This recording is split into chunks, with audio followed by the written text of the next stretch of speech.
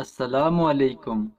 ایک دفعہ واصف علی واصف صاحب اور چند دوست دنیاداری میں مشغول تھے کہ ایک آدمی کھڑا ہوا اور کہنے لگا کہ حضور یہاں پر کوئی عورت موجود نہیں ہے۔ اگر آپ مناسب سمجھے تو میں آپ سے ایک سوال کر لوں جو کہ کافی دنوں سے میرے ذہن میں کھٹک رہا ہے۔ میں یہ آپ سے پہلے بھی پوچھنا چاہتا تھا لیکن آپ کے پاس ٹائم بہت ہی کم ہوتا تھا، تو آج تھوڑا سا آپ دنیاداری کی باتیں کر رہے تھے تو یہ سوال پوچھنا چاہتا ہوں۔ تو واصف علی واصف صاحب نے فرمایا پوچھو۔ تو اس آدمی نے کہا کہ حضور دنیا میں زنا و بدکاری کا آغاز کس طرح ہوا، کیونکہ اس وقت تو اتنی فحاشی اور دیگر لوازمات نہیں تھے۔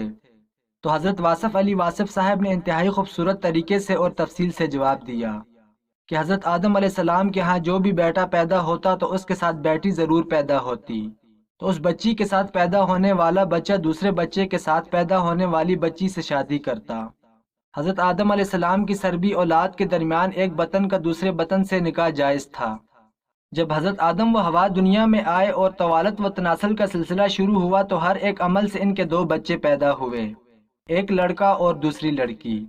اس وقت جب کہ آدم علیہ السلام کی اولاد میں بجز بہن بھائیوں کے کوئی اور نہ تھا اور بھائی بہن کا آپس میں نکاح نہیں ہو سکتا تھا، تو اللہ پاک نے اس وقت کی ضرورت کے لحاظ سے شریعت آدم میں یہ خصوصی حکم جاری فرمایا تھا کہ ایک عمل سے جو لڑکا اور لڑکی پیدا ہوں وہ آپس میں حقیقی بہن بھائی سمجھے جائیں گے اور ان کے درمیان نکاح حرام ہوگا۔ لیکن دوسرے عمل سے پیدا ہونے والے لڑکے کے لیے پہلے عمل سے پیدا ہونے والی لڑکی حقیقی بہن نہیں ہے، ان کے درمیان رشتہ ازدواج جائز ہوگا۔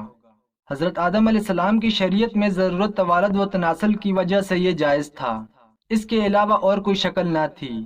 اس کو اللہ پاک نے اس وقت جائز فرمایا تھا، چونکہ بعد میں اس کی ضرورت نہ رہی، اس لیے پھر حضرت آدم علیہ السلام کے بعد آنے والی ہر شریعت میں اس کو منع کر دیا گیا کہ کوئی بہن بھائی آپس میں شادی نہیں کر سکتے۔ تفسیر مظہری میں نقل کیا گیا ہے کہ حضرت حوا سلام اللہ علیہا کے بدن سے حضرت آدم علیہ السلام کی 40 اولادیں ہوئیں، جو کہ ہر مرتبہ کے حمل سے پیدا شدہ لڑکا لڑکی باہم حقیقی بہن بھائی کی طرح تھے اور ان کا باہم نکاح درست نہیں تھا، جبکہ دوسرے عمل سے پیدا شدہ پہلے والوں کے لیے اسی طرح تھے جیسے چچیرے ہوتے ہیں۔ یہی وجہ ہے کہ قابیل نے حابیل سے اختلاف کیا۔ قابیل کے ساتھ جو لڑکی پیدا ہوئی وہ بے انتہا خوبصورت تھی، جبکہ حضرت حابیل کے ساتھ جو لڑکی پیدا ہوئی وہ اتنی خوبصورت نہ تھی۔ جب یہ جوان ہوئے تو قابیل کی شادی حابیل کی بہن سے ہونا تھا اور حضرت قابیل اپنی ہی بہن کو پسند کرنے لگا اور وہ اسی سے شادی کرنا چاہتا تھا، جبکہ شریعت آدم میں اس کی ممانعت تھی، کیونکہ ایک ہی عمل سے پیدا ہونے والے بچوں کی شادی آپس میں نہ ہو سکتی تھی۔ لہٰذا جب یہ صورتحال زیادہ بگڑ گئی تو حضرت آدم علیہ السلام نے ان دونوں کو اللہ کی راہ میں قربانی پیش کرنے کو کہا اور بتایا کہ جسے بھی قربانی کی قبولیت کا اشارہ آسمان سے دیا جائے تو سمجھنا کہ اس کی قربانی قبول ہو گئی ہے۔ قابیل کھیتی باڑی کا کام کرتا تھا اور حضرت حابیل علیہ السلام بکریاں چرایا کرتے تھے۔ حضرت حابیل نے اللہ کے سامنے ایک بکری کا بچہ پیش کیا اور قابیل نے کٹا لیا اور اس کو اللہ کی بارگاہ میں قربانی کے لیے رکھ دیا۔ چنانچہ حضرت حابیل کی قربانی قبول ہو گئی، جس پر قابیل علیہ السلام کہنے لگے کہ میرے والد صاحب نے میری قربانی کو قبول ہونے کے لیے کہا، ویسے ہی اللہ نے میری قربانی کو قبول فرمایا ہے۔ روایات میں آتا ہے کہ حضرت حابیل علیہ السلام قابیل سے زیادہ جوان اور بہادر تھے۔ قابیل نے اپنے بھائی کو کہا کہ اگر تم مجھے قتل بھی کرو گے تو تمہارا مقابلہ نہیں کروں گا، میں چاہتا ہوں کہ قیامت کے دن تو میرے گناہوں میں شمار ہو کر آئے۔ پھر ایک دن قابیل نے غصے میں آ کر حضرت حابیل کو پتھر مار مار کر شہید کر دیا۔ حضرت حابیل کو قتل کرنے کے بعد قابیل بہت دکھی اور پریشان ہوا۔ قابیل اپنے بھائی کی لاش کو کندھوں پر اٹھا کر کئی دن تک گھومتا رہا کہ اب ان کا کیا کروں، کہ اللہ کے حکم سے دو کوے آپس میں لڑنے لگے۔ ان میں سے ایک کوے نے دوسرے کو مار گرایا۔ یہ سب کچھ قابیل دیکھ رہا تھا۔ کوے نے اپنے ساتھی کو مارنے کے بعد اس کو زمین میں دفن کر دیا۔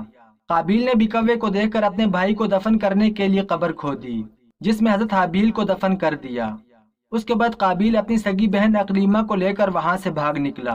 اس کی وجہ یہ تھی کہ شیطان قابیل کے پاس آ کر اس کے دل میں عجیب سے وسوسے ڈالتا کہ تو نے اپنے بھائی کا قتل کیا ہے، اس لیے اب تیرا باپ تجھ کو قتل کر دے گا۔ اس ڈر کی وجہ سے قابیل وہاں سے اپنی بہن کو ساتھ لے کر بھاگ گیا۔ اس دن کے بعد حضرت آدم علیہ السلام مسلسل پریشان رہنے لگے۔ حضرت آدم علیہ السلام نے اللہ کی بارگاہ میں دعائیں کی کہ اے اللہ مجھے نیک اولاد عطا فرما۔ اللہ پاک نے حضرت آدم علیہ السلام کی دعا کو قبول فرمایا اور آپ کو ایک لڑکا عطا فرمایا۔ جس کا نام حضرت شیس علیہ السلام رکھا گیا۔ حضرت شیس علیہ السلام جب جوان ہوئے تو حضرت آدم علیہ السلام نے اپنا جانشین انہیں مقرر کر دیا اور ان کو حکم دیا کہ اپنے بھائی قابیل سے ہمیشہ دور رہنا۔ جب حضرت آدم علیہ السلام کا وصال ہوا تو اللہ کی طرف سے بے شمار فرشتے زمین پر نازل ہوئے۔ انہوں نے حضرت شیس علیہ السلام کو اپنے باپ کو دفن کرنے کا طریقہ سکھایا۔ اس کے بعد بی بی ہوا کا بھی وصال ہوا۔ اسی کے بعد زنا کی شروعات ہوئی۔ اس کے بعد ایک وادی میں قابیل اور اس کی اولاد رہنے لگی۔ شیطان ایک آدمی کی شکل میں ان کے پاس آیا۔ شیطان نے اسے فحاشی میں لگا دیا۔ شیطان نے ان کو ایسے ایسے کپڑے اور گانے بجانے کے طریقے سکھائے کہ وہ کبھی بھی ان کو بھول نہ سکے۔ انہوں نے مہینے میں ایک دن مقرر کیا جس پر وہ برہنہ عورتیں اور مرد اکٹھے شرکت کرتے۔ اس میلے پر طرح طرح کے گانے اور موسیقی کی آوازیں آتی تھیں۔ اسی طرح جو شخص مومن تھے ان کو بھی یہ آوازیں سنائی دیتی تھیں۔ ایک دن حضرت شیس علیہ السلام کی اولاد میں سے ایک مومن کے دل میں خیال آیا کہ میں بھی یہ سب کچھ قریب سے دیکھنا چاہتا ہوں۔ وہ مومن اپنے ساتھیوں سے چوری وہاں سے نکلا اور قابیل کے لوگوں کے پاس گیا۔ اس نے دیکھا کہ قابیل کی اولاد بے حیائی اور فضول کاموں میں لگی ہوئی ہے۔ اس نے وہاں دیکھا کہ ان کی عورتیں بہت ہی خوبصورت اور حسین تھیں۔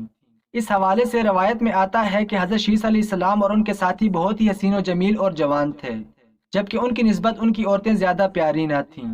قابیل کی اولاد میں لڑکیاں تو بہت پیاری تھیں، لیکن ان کی نسبت مرد زیادہ حسین و جمیل نہ تھے۔ وہ شخص قابیل کی عورتوں اور اس کی بیٹیوں کو دیکھ کر بعد میں واپس آ گیا۔ اس نے آ کر باقی مومنین کو بھی ان عورتوں کے بارے میں بتایا، اور ان میں سے جو کمزور ایمان والے تھے وہ قابیل کی اولاد کی طرف ہجرت کر گئے۔ اس طرح کافی حد تک مومن لوگ بھی قابیل کے فتنے میں داخل ہوتے گئے اور فضول کاموں میں شامل ہوتے گئے۔ اسی طرح وہ ایک دوسرے کی طرف مائل ہو گئے، جہاں سے زنا جیسے کبیرہ گناہ نے جنم لیا اور یہ فحاشی عالم میں پھیلتی گئی۔ جب تک حضرت واصف علی واصف صاحب یہ بیان کرتے رہے، یقین کریں کہ کسی نے کہیں بھی کوئی خارش یا کھانسی حتیٰ کہ ایسے سمجھ لیں کہ جیسے صرف سانس چل رہی تھی اور زندہ لاش پڑے تھے، ایسا ایمان پرور سما بنا ہوا تھا جہاں سے زنا جیسے کبیرہ گناہ نے جنم لیا۔ روایات میں آتا ہے کہ حضرت شیس علیہ السلام کے ساتھ رہنے والے ساتھیوں کی تعداد بہت ہی کم رہ گئی تھی، جبکہ قابیل کا گروہ کافی مضبوط اور طاقتور ہو چکا تھا۔ وہ حضرت شیس علیہ السلام اور ان کے ساتھیوں کو اکثر تنگ کیا کرتے، ان کو طرح طرح کی تکلیفیں دیا کرتے۔ اگر دیکھا جائے تو زنا اسی وقت سے شروع ہو گیا تھا جب قابیل اپنی بہن اقلیمہ کو لے کر وہاں سے بھاگ گیا تھا، اور اس نے اپنی بہن کے ساتھ ہی اپنی اولاد کو جنم دیا۔